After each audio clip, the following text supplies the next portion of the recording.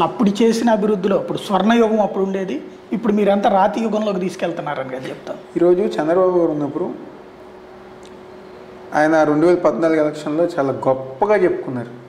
ఏమని రాపించుకున్నారు కదా గవర్నర్ మీద, జాబు కావాలంటే బాబు రావాలి అన్నారు.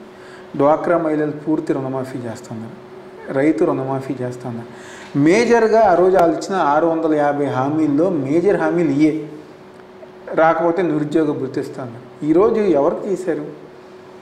ఈరోజు వైఎస్ఆర్ ఆసరా కింద ఎంతమంది డ్వాక్రా మహిళలకి మనం రుణమాఫీ చేసాం? విడతల వారికి ఏదైతే జగన్మోహన్ రెడ్డి గారు చెప్పారో దానికి అనుగుణంగా ప్రతి సంవత్సరం గారా వైఎస్ఆర్ ఆసరా కింద మనం చేస్తాం జరిగింది. ఈరోజు ఎంతమందికి రైతు భరోసా ద్వారా రైతులకు అండగా ఉంటున్నారు? వాళ్ళు ఎంతమందికి రైతు రుణమాఫీ చేశారు? ఈరోజు మనం రైతు భరోసా ద్వారా ఎంతమందికి మనం అండగా ఉంటున్నాం? మీరు చెప్పాలి, అప్పుడు ఎక్కువ ఉందంటారు, ఎప్పటికంటే అప్పుడు. ఈరోజు ఈనాడులో జ్యోతిలో రాసేది వాళ్ళు ఎక్కువ ఉంది అనుకుంటే నిజం అవదు. నేను అనేక సందర్భాల్లో చెప్తా, ఎవరైతే మాట్లాడతారో వాళ్ళందరికీ చెప్తా, మీరు ఒకసారి గ్రౌండ్ లెవెల్కి రండి. గ్రౌండ్ లెవెల్లో క్యాస్ట్లతో సంబంధం